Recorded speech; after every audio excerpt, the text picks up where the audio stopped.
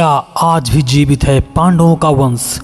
क्या स्वर्ग की तरफ प्रस्थान करने के बाद आज तक द्वापर युग से लेकर कलयुग के अंत तक पांडवों का वंश जीवित है?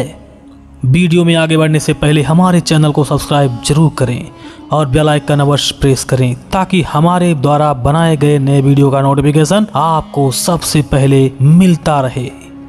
और साथ में जय श्री कृष्ण कमेंट करना बिल्कुल भी मत भूलिएगा। भगवान श्री कृष्ण की कृपा आपके समस्त घर परिवार पर सदैव बनी रहेगी। क्या कौरव या पांडव या फिर कुरुवंश का कोई आज तक वंश जिंदा है? कौरव और पांडव दोनों ही पक्ष कुरुवंश से नहीं थे। देखा जाए तो कुरुवंश का अंतिम व्यक्ति भीष्म पितामह ही थे, लेकिन पुराणों के अनुसार उस काल का अंतिम शासक निशंकु था। पुराणों के अनुसार हस्तिनापुर नरेश निशंकु ने, जो राजा परीक्षित का वंशज थे, हस्तिनापुर के गंगा द्वारा बहा दिए जाने वाली अपनी राजधानी मत्स्य देश की कौशाम्बी नगरी को बनाया था। इसी वंश की 13वीं पीढ़ी में बुद्ध के समय में कौशाम्बी का राजा उद्यान था। निश्चु और कुआओं के कुरुक्षेत्र से निकलने का उल्लेख साक्ष्यांश सूत्र में मिलता है। जब अर्जुन का पुत्र अभिमन्यु युद्ध में मारा गया, तब उसकी पत्नी उत्तरा के गर्भ से एक बच्चा परीक्षित पैदा हुआ। परीक्षित से जन्मेजय का जन्म हुआ। अब चलते हैं ये वंशावली क्या कहती है, कौन सा शुरुआती दौर था और कौन सा अंतिम छोर था। इसे मॉडर्न जमाने में फैमिली ट्री भी कहा जाता है। सबसे पहले थे अर्जुन, उनके पुत्र अभिमन्यु और उनसे प्राप्ति हुई राजा परीक्षित की। उसके बाद जन्मेजय, उसके बाद अश्वमेघ, उसके बाद तली, फिर छत्रपाल, फिर चरित, फिर पुष्टशेल्या, उग्रसेन, कुमारसेन, भवंती। इस प्रकार अर्जुन यानी पांडवों की 12वीं वंश के राजा का नाम तुंगपाल था। इन्हीं के नाम से आगे तोमर या तनवर वंश चल रहा है।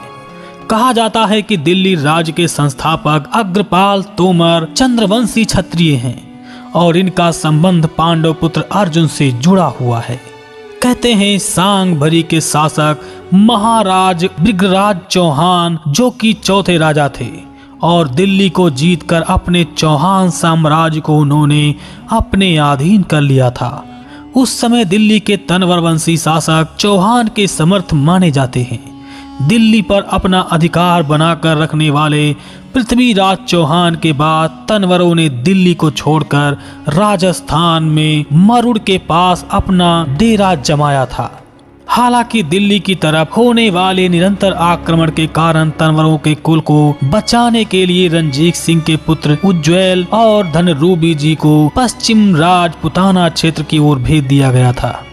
उनके कुल ने पोखरण के पूर्व शासक राजा रामदेव जी को जन्म दिया था, जिन्हें रुड़झी वाले बाबा रामदेव जी भी कहा जाता है। दोस्तों, रचिंजा रामदेवरा के नाम से विख्यात राम जी अर्जुन के वंश से ही एक प्रतापी राजा थे।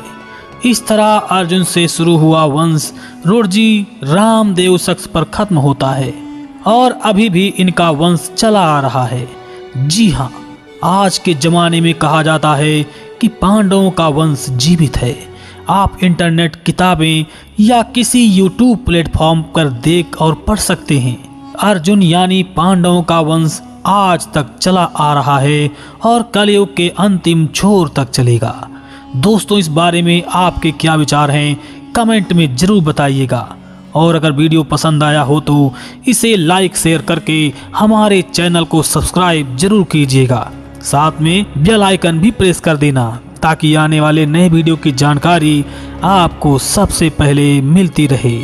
और साथ में जय श्री कृष्ण कमेंट करना बिल्कुल भी मत भूलिएगा। भगवान श्री कृष्ण की कृपा आपके घर परिवार पर हमेशा बनी रहेगी। जय श्री कृष्ण।